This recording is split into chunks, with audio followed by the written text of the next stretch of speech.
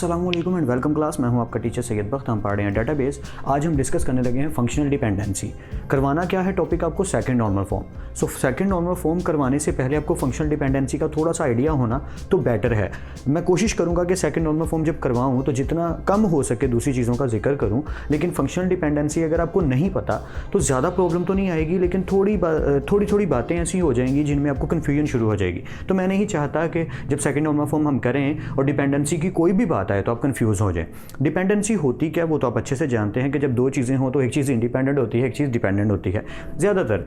तो डेटाबेस के अंदर भी ऐसा ही है, बहुत ज़्यादा फंक्शनल डिपेंडेंसीज हैं, कोई एक तरह की तो नहीं है। तो हमने उनमें से कुछ पिक करनी है जिनकी ज़रूरत हमें फ़ौरन पड़ जाए। जैसे जैसे ज़रूरतें बढ़ती, मतलब ज़्यादा चीज़ों की ज़रूरत पड़ती जाएगी, मैं साथ साथ बताता चला जाऊँगा। ऑगमेंटेशन है, बहुत ज़्यादा टाइप्स की हैं, ठीक है। यूनियन भी है, डिकम्पोजिशन भी है, फंक्शनल डिपेंडेंसी काफ़ी टाइप की हैं। बट मैं आपको बेसिक सी जो ज़्यादातर क्वेश्चंस में भी आ जाती है और बहुत ज़्यादा रिक्वायर्ड है, जो अभी हमें ज़रूरत है, जिसके बिना काम नहीं चलेगा, वो मैंने करवा दी हैं। आगे जैसे जैसे अगर ज़रूरत पड़ती चली जाएगी, मैं साथ साथ वैसे वैसे फंक्शनल डिपेंडेंसीज आपको बताता चला जाऊँगा। सो बेसिकली सबसे पहला जो आइडिया होना चाहिए वो कुछ इस तरीके से है कि हम डिपेंडेंसी को शो कैसे करते हैं, ताकि फर्दर आगे मूव ऑन करने से पहले आपको पता चल जाए कि अच्छा डिपेंडेंसी को शो करने का एक तरीका डेटाबेस में। अगर मैंने लिखना है कहीं पे कि ए एक वैल्यू है और बी उस पर डिपेंड कर रहा है, बी किस पे डिपेंड कर रहा है, ए पे। फॉर एग्जांपल ए क्या है, हमारा फादर है, और बी क्या है, उसका सन है, और ख़र्चा चाहिए बेटे को फादर से। तो बी जो है डिपेंड कर रहा है ए पे। तो इसमें एक चीज़ अजीब है कि एरो आएगा बी की जानिब, बस ये याद रखना है कि जिसकी तरफ एरो है उस पर डिपेंड नहीं किया जा रहा, वो डिपेंड कर रहा है ए पे। बस ये एक तरीके का आ रहा है जो आपको पता होना चाहिए कि जो सन है वो डिपेंडेंट किस पे है, फादर पे, और फादर क्या है, इंडिपेंडेंट है। बस ये आपने याद रखना, मतलब आपको याद करवाने के लिए ज़रूरी है। और इसको कहते हैं डिटर्मिनेंट। जी, आपने याद रखना, इसको इंडिपेंडेंट नहीं कहना, डेटाबेस के अंदर इसे कहते हैं डिटर्मिनेंट, या और इसे क्या कहते हैं, डिपेंडेंट। बस ये आपको बेसिक आइडिया दे रहा हूँ यार, सिंपल सा, कि जो बी है हमारा, अगर वो डिपेंड कर रहा है ए पे तो ए को कहेंगे डिटर्मिनेंट, और जो डिपेंड कर रहा है उसे कहेंगे डिपेंडेंट। आई होप ये लॉजिक समझ आ गई होगी। तो जल्दी से हम मूव ऑन करते हैं अपने 3 फंक्शनल डिपेंडेंसी टॉपिक्स पे। क्या, trivial functional dependency, non trivial functional dependency और ट्रांजिटिव फंक्शनल डिपेंडेंसी। ठीक है, तो जल्दी से इसको स्टार्ट करते हैं। ऑलराइट क्लास, अब फर्दर डिस्कशन करते हैं ट्रिवियल और नॉन ट्रिवियल पे। ट्रिवियल बहुत इजी है। देखिए, एक स्टेटमेंट लिख दी मैंने जिससे आपको आइडिया हो जाएगा। पहली बात तो ये, ए इंडिपेंडेंट है यानी कि डिटर्मिनेंट है, और बी हमारा डिपेंडेंट है, डिपेंडेंट एट्रीब्यूट है। पॉइंट क्या है, B is a subset of A. इसका मतलब ए के जितने भी एट्रीब्यूट्स हैं बी में, उसके अंदर से ही कोई ना कोई एट्रीब्यूट आएंगे। सेट्स का लॉजिक तो आपको पता है ना। सेट का पॉइंट क्या है कि फॉर एग्जांपल अगर ए है, ए से हम डिनोट कर देते हैं कि इसके अंदर आता है स्टूडेंट का रोल नंबर, स्टूडेंट का नेम, यानी कि स्टूडेंट की सारी चीज़ें, स्टूडेंट की एज, स्टूडेंट कौन सा कोर्स पढ़ रहा है, वगैरह वगैरह। मतलब जितनी भी चीज़ें हमने लिखी वो ए हमारा कोर्स है।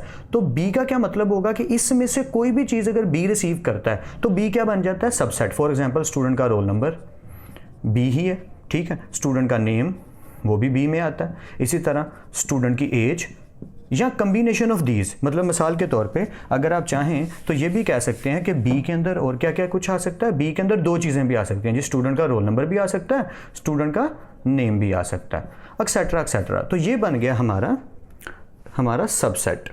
आई होप आपको लॉजिक समझ आ रही मैं क्या कहना चाह रहा हूँ, क्योंकि 8 क्लास में, 9 क्लास में, 10 क्लास में बेसिक्स में हमने सबसेट वगैरह सेट के बारे में सब पढ़ा हुआ है कि अगर एक सेट के अंदर सारा डाटा है तो उसमें से अगर कुछ हम अपने एट्रीब्यूट्स निकाल लेते हैं तो एलिमेंट्स, या मुझे याद आ गया वर्ड एलिमेंट्स कहते थे, कुछ एलिमेंट्स निकाल लेते हैं तो उन्हें कहेंगे सबसेट, और ये हमारा सेट है। इसी तरह से अगर ए हमारा बेसिक है, यानी जिसके अंदर स्टूडेंट का रोल नंबर है, स्टूडेंट का नेम है, स्टूडेंट का सारा कुछ है, तो जितनी भी चीज़ें हमारे अंदर बी के पास हैं वो एक्चुअली किस पे डिपेंड कर रही हैं, डिटर्मिनेंट पे, यानी कि स्टूडेंट के जो मेन हमारा डाटा है उसके अंदर, यानी ए के अंदर अगर सारा कुछ स्टोर है तो वो तो बी सारे का सारा किस पे डिपेंड कर रहा है, ए पे।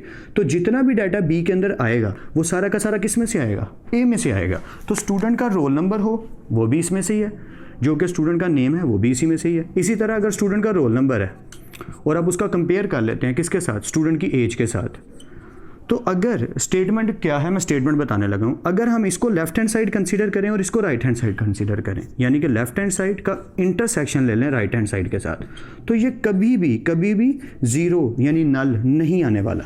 मेरी बात दोबारा समझिए, देखिए लेफ्ट हैंड साइड कह रहा हूँ मैं, इन सबको जितने मर्जी ले लें, इन्हीं में से लेना है, स्टूडेंट का रोल नंबर ले लें, स्टूडेंट का नेम ले लें, स्टूडेंट की एज ले लें, कोर्स ले लें, कुछ भी ले लें, और उसका इंटरसेक्शन ले लें राइट वाले के साथ, यानी कि सबसेट ले लें, तो वो कभी भी नल नहीं होने वाला।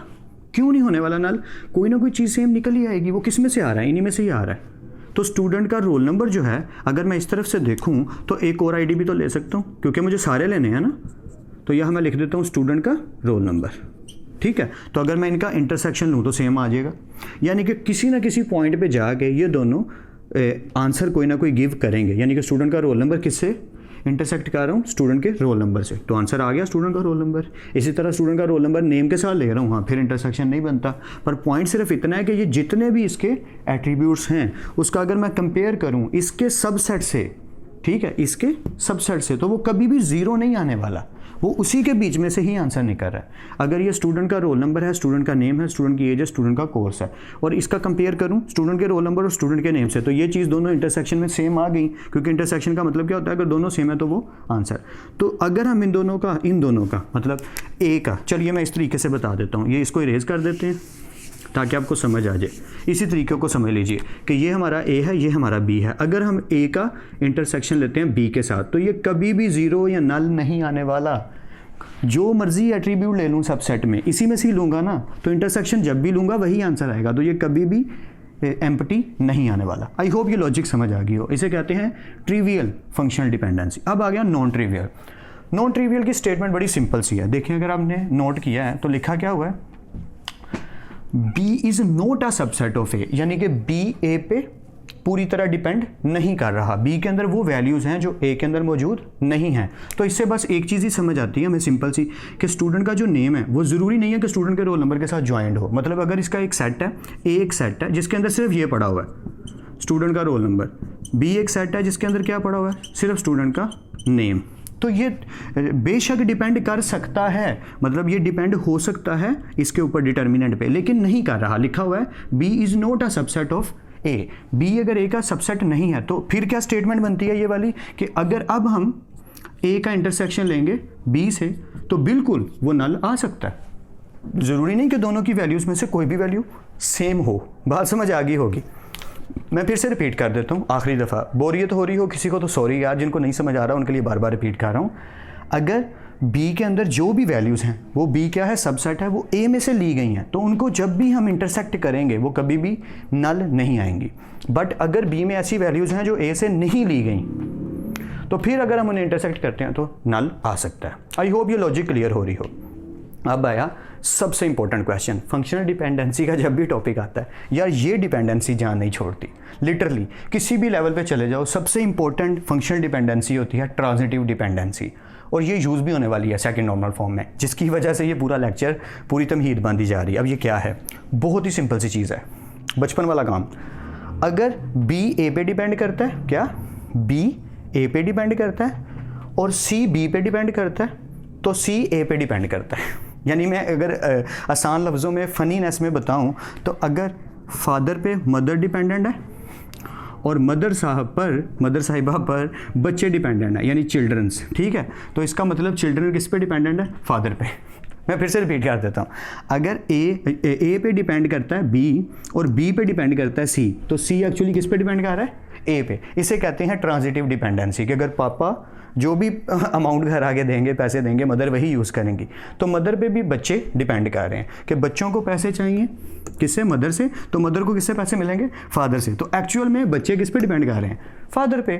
तो मैंने लॉजिक के लिए ना नीचे एक एग्जांपल लिख दी छोटी सी, जिससे आपको जल्दी समझ आ जाए कि स्टूडेंट के रोल नंबर पे अगर डिपेंड करता है स्टूडेंट का नेम, ठीक है, स्टूडेंट के रोल नंबर पे क्या डिपेंड करता है? स्टूडेंट का नेम। और स्टूडेंट के नेम पे डिपेंड करता है स्टूडेंट का कोर्स, या स्टूडेंट का सिटी कर लें कि स्टूडेंट कौन से सिटी से आया, या स्टूडेंट कौन सी डिग्री पढ़ रहा है, कौन सा कोर्स पढ़ रहा है, ठीक है। फिर से स्टूडेंट के रोल नंबर पे डिपेंड करता है स्टूडेंट का नेम, और स्टूडेंट के नेम पे डिपेंड करता है स्टूडेंट का कोर्स। तो इसका मतलब स्टूडेंट का कोर्स किस पे डिपेंड करता है? स्टूडेंट के रोल नंबर पे। देन इसीलिए लिखा है। जा इसके बीच में एंड भी लिखना था, एग्जाम्पल में, ताकि आपको आइडिया हो जाए मैं क्या कह रहा हूँ। स्टूडेंट का रोल नंबर, देखो रोल नंबर वो चीज़ होती है डाटाबेस में कि अगर हम अपनी प्राइमरी की के तौर पे डाटाबेस में रोल नंबर एंटर करें तो उसकी पूरी डिटेल आ गई, उसका नेम भी आ गया, उसका कोर्स भी आ गया, तो सारा कुछ एक्चुअली मेन पे डिपेंडेंट है। वही वाली बात जो स्टार्टिंग पे हमने की थी कि सारा कुछ किस पे डिपेंड करना जाएगा, मेन पे, जिसके अंदर सारे का सारा डाटा स्टोर है। तो बस सिंपल सी बात है कि स्टूडेंट के रोल नंबर पे डिपेंड करता है स्टूडेंट का नेम, स्टूडेंट के नेम पे डिपेंड करता है स्टूडेंट का कोर्स, तो स्टूडेंट का कोर्स किस पे डिपेंड करता है, स्टूडेंट के रोल नंबर पे। इसे कहते हैं transitive dependency. And I hope कि आपको ये क्लास समझ आ गई हो। कोशिश की है मैंने आसान करके बताने की, फिर भी अगर कोई कन्फ्यूजन होगी हो तो आप क्वेश्चन पूछ सकते हैं, बट आई होप काफ़ी ज़्यादा चीज़ें क्लियर होंगी। वीडियो को पीछे करके ज़रूर देख लिया करें जहाँ भी कन्फ्यूजन हो। तो फिर मिलते हैं नेक्स्ट क्लास में, और सेकंड ऑनर फॉर्म जल्दी से करते हैं। अपना और अपने घर वालों का ख्याल रखिएगा। खुदा आप सबको खुश रखे और कामयाब करें। अगली क्लास में मिलते हैं। अल्लाह हाफिज़ क्लास।